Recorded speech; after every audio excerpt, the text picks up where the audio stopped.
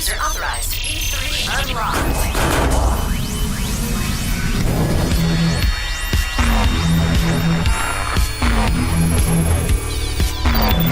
Welcome to the Electronic Entertainment Expo 2011. Proudly sponsored by Best Buy.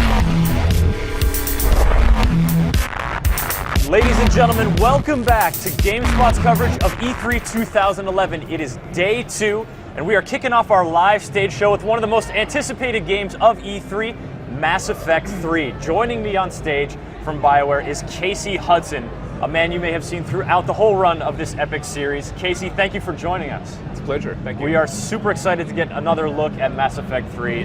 So, without further ado, give us, what are people going to see right now today? What's going to light their fire? Well, we're showing a bunch of really cool new things at the show. It's a huge game. There's so much to show on this game.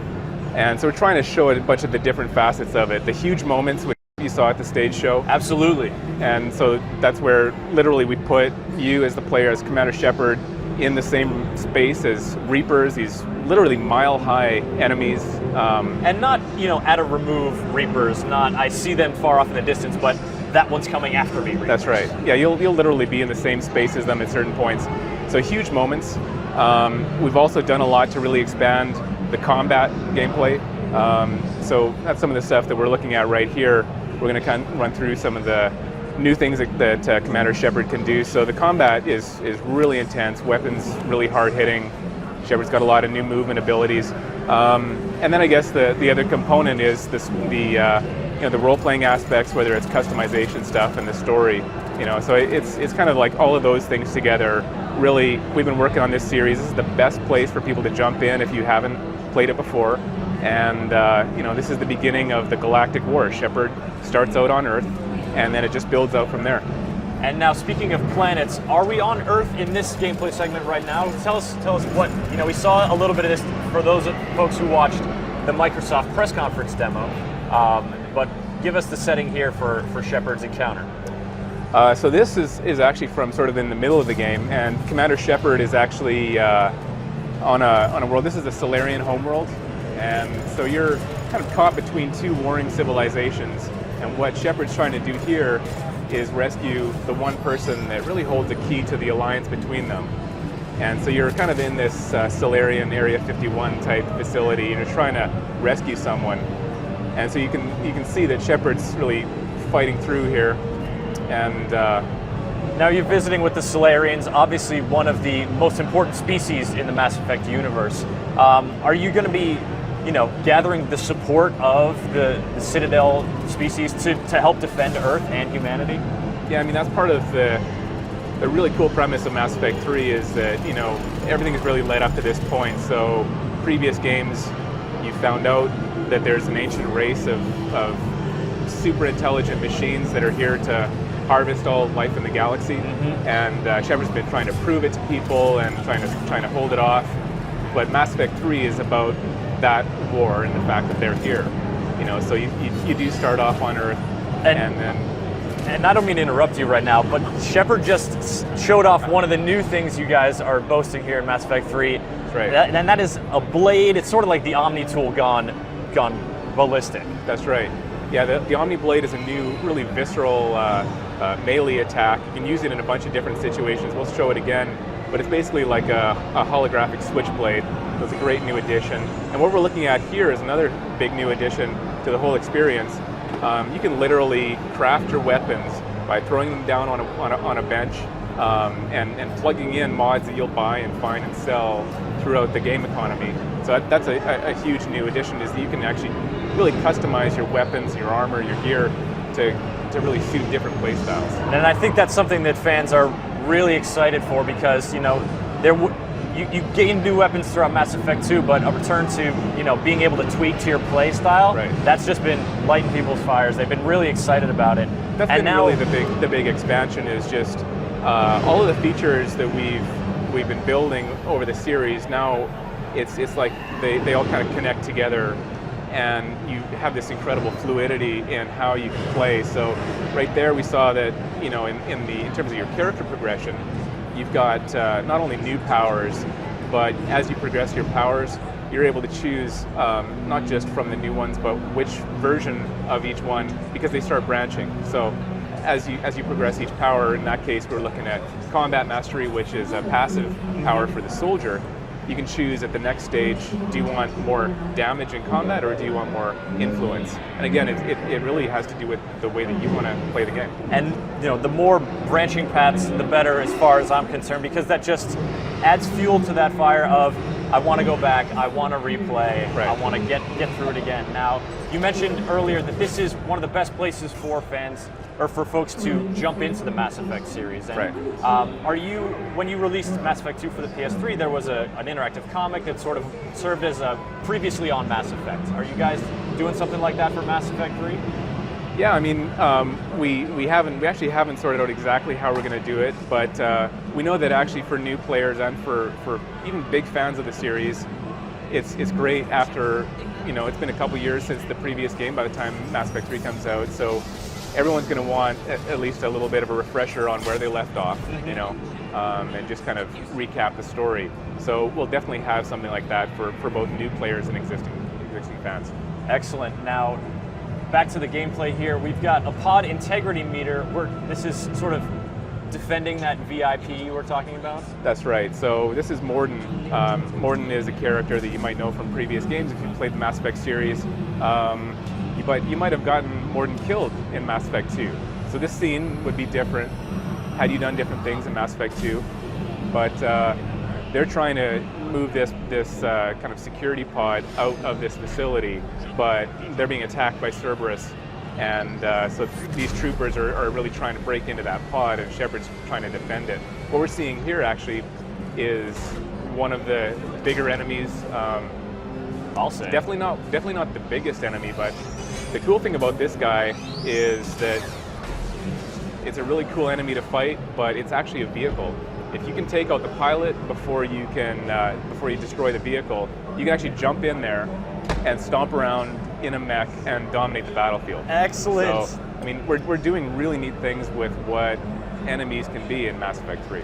I've seen you guys play with scale is really intriguing, because that press conference demo, if you folks didn't get a chance to watch it, look it up, because the scale of the destruction, the scale of the conflict is just massive, and we're getting some glimpses of that here as well. That's right. And this looks like we're taking a look at some of the worlds you're going to go through, That's some right. of the environments. So, obviously you've talked a lot about Earth, but this is a spacefaring series.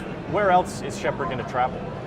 Well, I mean, this is a Mass Effect game, so as much as we have really intense combat and big scenes and everything, it really is about commanding your starship to wherever you want to go in the galaxy, and actually, following and really pushing the main storyline, but also finding things off the beaten path, finding a different world to adventure to, and opening up these new things, all in the context of a galaxy at war. That's really the main theme, is the whole galaxy is at war with the Reapers. And as the Reapers close in, just like imagine World War II, they're, all the different sides are building these amazing projects and new weapons, and that's kind of what you're doing as Commander Shepard, is just trying to get all of these assets and these fleets and armies, entire civilizations in as the story progresses, and also in terms of every little side plot. So now that's exciting to hear about, because I'm sorry, I just got distracted by the towering Goliath Reaper destroying this city.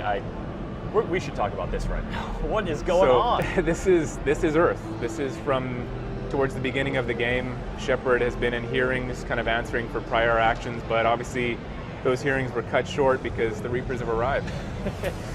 Nothing to derail, a governmental inquiry like an apocalyptic invasion. That's right. So Shepard, you can see Shepard's with Anderson there, another major character in the series. They're basically trying to escape. They're trying to figure out how they can get out of here and ideally meet up with their friends on the Normandy. All right, now folks, as you know, we are live here from E3 2011, and therefore we are taking your questions here with Casey Hudson about Mass Effect 3.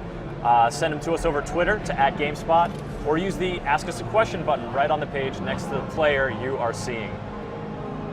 And now, Shepard is sort of taken cover, seems to have encountered a character. You know, the dialogue choices, again, are one of the core elements of what makes Mass Effect such an immersive series.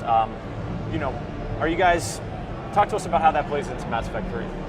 Well, I mean, that's one thing we're seeing here is, this is a really great example of how we try to tell the most epic story we possibly can, but really the reason why we think players care about these huge over-the-top moments is because there's an emotional connection to the characters that are experiencing it. And this is actually the beginning of an important thread of Commander Shepard's journey throughout the game, where, you know, we're really taking people to, I think, a place where they haven't maybe experienced in games before, where you see this epic stuff, but there's a kind of a growing undercurrent of an emotional experience. And part of it being an emotional experience is you getting to make dramatic choices, to sort of choose that Paragon and Renegade path. That morality system is in place again here in Mass Effect 3? Yeah, and it's, you know, of course it does get into gray areas, and more we want to try and obfuscate, you know, ultimately what is right. What is right or wrong. And because ultimately Paragon and Renegade is not meant to be good and evil. It's a little bit different, where it's a question of, you know, do you sacrifice anything for the greater good, or are you unwilling to make certain sacrifices, you know, just to justify the end. And then have to deal with those consequences. That's right.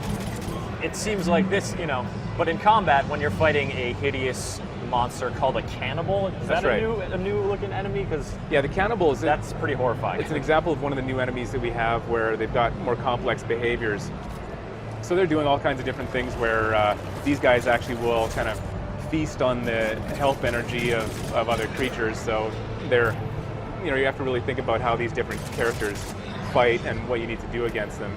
But the other thing is that these enemies are basically mutated by the Reapers. So if you look closely, you'll see that these guys are actually mashed together out of other species that you'll find. So these guys are sort of based on the Batarian characters that you'll come across.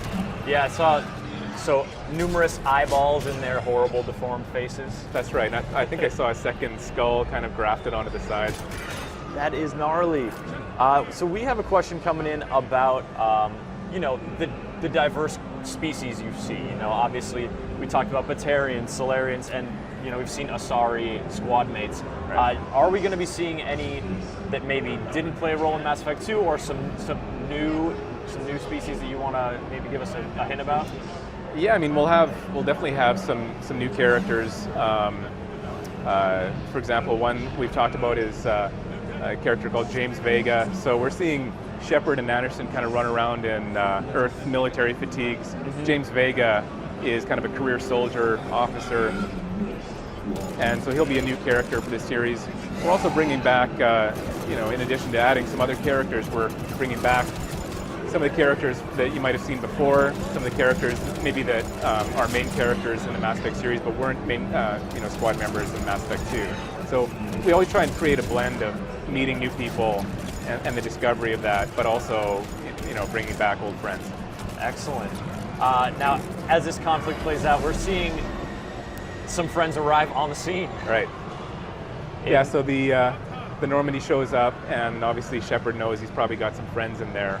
So it's a great hero moment for the Normandy, and fans of the series, I think it's the Normandy, it's kind of course, deal. Shepard's iconic ship that's taken him across the Milky Way in pursuit of trying to really save the world, save worlds and species. Save the galaxy. The galaxy. Yeah.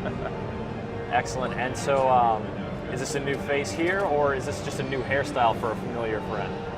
That's Ashley, and just like many of the characters, that's part of the interest in Mass Effect 3. Is it starts so suddenly that your friends, all these characters, are really scattered throughout the galaxy. So you don't know where they all are. They're actually all, you know, just like Shepard was kind of ambushed on the Earth. Mm-hmm. All these other characters are out there somewhere, and they're fighting for their lives. And so even though it's not a character collection quest story, it really is a war story in a more linear sense, and there's a progression to it. But your characters are out there, and that's part of the fun, is trying to find what they're up to and help them survive the situation that they're in. Yeah, as you mentioned before, Shepard sort of marshaling that galactic war effort that is springing up independently across. That's right. And was I mistaken? I saw in the demo in the Microsoft press conference, there was a moment of recognition between Morden and Shepard, as if, you know, maybe they hadn't been running together recently. Oh, surprised to see you here. Let's avoid getting killed and try to save the galaxy. Exactly. Yeah, it is a different kind of story because there isn't the assumption that everyone's going to get back together. It literally is, you know, what happens when everyone is kind of surprised by an invasion and war, and everyone's trying to survive. Well, Casey, it's been a real thrill to see so many scenes from Mass Effect 3. You guys are having a great presence here at E3. It's been great. Is there anything else you want to mention about this epic game before we sign off?